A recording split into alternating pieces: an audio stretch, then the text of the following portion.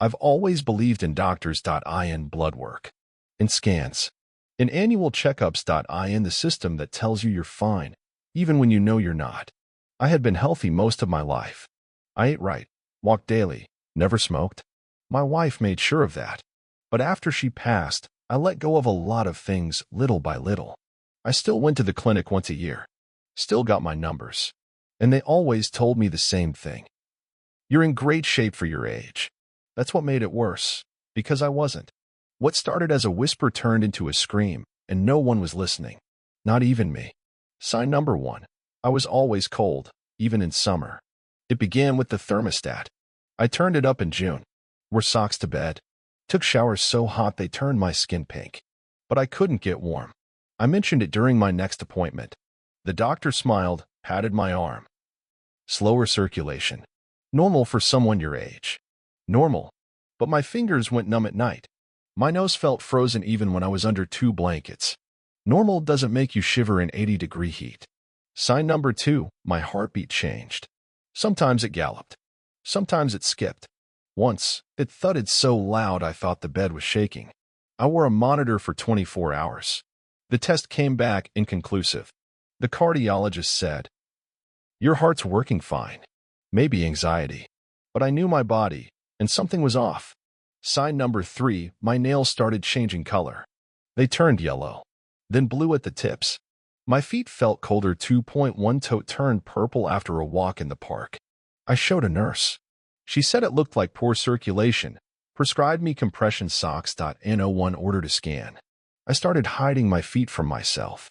I didn't want to see what else was dying. Sign number 4, I lost my breath for no reason. One morning I'd been to tie my shoe and nearly blacked out. Not because I was dizzy, because I couldn't breathe. It kept happening. Brushing my teeth, picking up groceries, walking from one room to another. The ER said it might be asthma. Gave me an inhaler. It didn't help. Eventually, I stopped mentioning it. Because what was the point? Sign number 5, I wasn't hungry anymore. Not like, I'm full. More like food didn't mean anything. I used to love breakfast. Eggs, toast, black coffee. But I started skipping it. Then lunch. Dinner became crackers or soup, if I remembered. I lost 14 pounds in 2 months. My doctor cheered. Great progress. I smiled. Inside, I wanted to scream. I'm not dieting. I'm fading. Sign number 6, I had bruises I couldn't explain.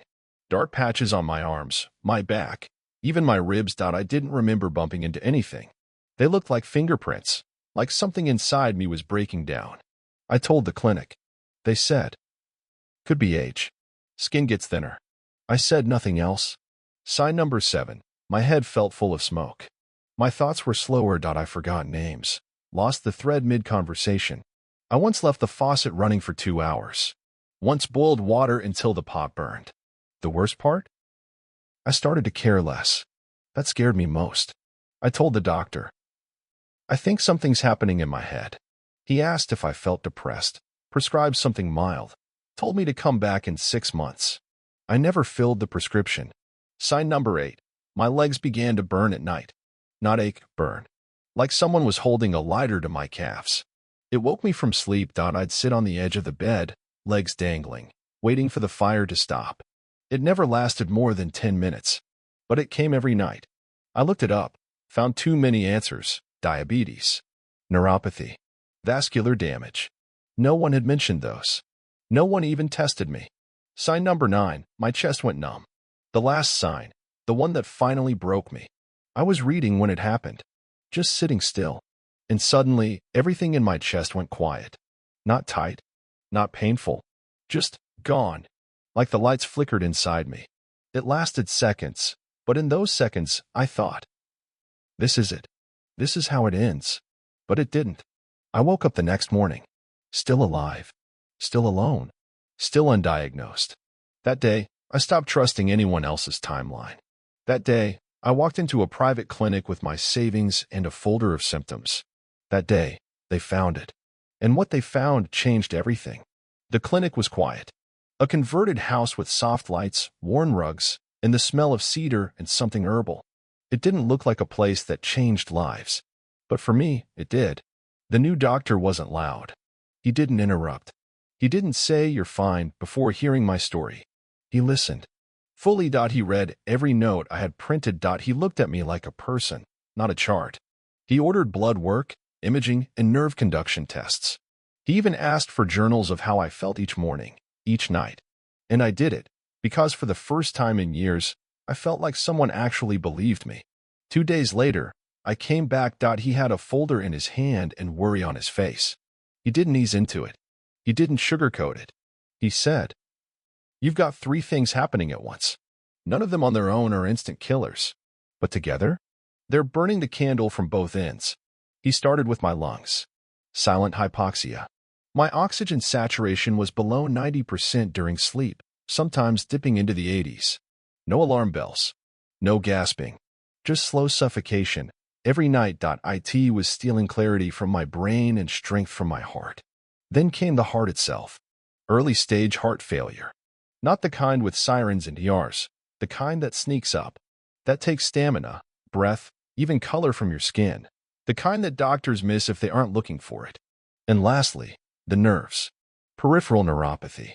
I had inflammation in my blood, numbness in my toes and fingers, microvessel damage, probably caused by undiagnosed prediabetes, another thing no one caught. When he finished, I didn't speak, because what do you say when your body has been quietly dying and no one noticed? He said, "You're lucky you came when you did. We can treat this. It'll be hard, but it's not over yet." I wanted to feel grateful, but all I felt was betrayal, not from him, but from the years I wasted saying, "I'm fine." The next 90 days were war. Daily medications. Oxygen mask every night. Low-sodium meals. 0.2 hours of physical therapy 4 times a week. I wasn't allowed to climb stairs alone. I wasn't allowed to drive. Some days, just making tea left me winded. Others, I sat on the porch with tears in my eyes because I couldn't remember the name of a flower I planted myself. At night, I wrote, not poetry, just truth. What hurt? What scared me? What I missed about my wife, who would have caught this before anyone else. I stopped watching TV. It made me feel numb. Instead, I sat in silence and listened to my body breathe. Every inhale, proof I was still here. My friends didn't understand. They said, "You look better." They meant well, but I wasn't better. I was surviving. That's different. Healing isn't about getting stronger. It's about learning how to exist inside a body you no longer trust. And slowly, painfully, I learned. I relearned how to walk around the block without gripping the fence. I relearned how to breathe without panic. I relearned how to sit with silence and not fear it. My thoughts got sharper. The bruises faded. My appetite returned. I started adding cinnamon to my coffee again. The real win wasn't that I survived. It's that I finally felt like I deserved to. Because for the first time, I stopped minimizing my pain. I stopped pretending that aging and dying were the same thing. They're not. I asked my doctor later, "Why didn't the others catch this?" He said, "You're a polite patient. You didn't complain enough. And you look younger than your symptoms." He wasn't blaming me. He was describing the system. And I realized then, being strong, being stoic, almost killed me. I kept thinking about how many others were out there doing the same, writing off fatigue as age, calling tremors just nerves, telling themselves they're lucky to be alive, while their bodies quietly shut down. Now, every morning when I sit by the window, I ask myself, what would have happened if I hadn't listened to my gut? I would have died. Quietly. Maybe in my sleep. Maybe in the kitchen. Maybe in a parking lot. No warning. No time to say goodbye. No final words to my son. Just gone. So now, I speak. I tell people what I feel. I keep records. I ask questions. I ask second opinions. I ask myself, am I okay? And if the answer is an instantly yes, I act. Because silence isn't strength. It's a coffin with good manners. Here's what I'll leave you with. If your body feels off, that's not fear talking. That's your biology calling for help. Don't say, "I'll wait." Don't say, "It's probably nothing." Don't say, "I'll ask next time." Because the next time might never come. Trust your chills. Trust your numb hands. Trust your dizziness. Trust your forgetfulness. You are the only one who hears your body first. And if you wait for others to validate it, they might do it at your funeral. I escaped by inches. You might not get that chance.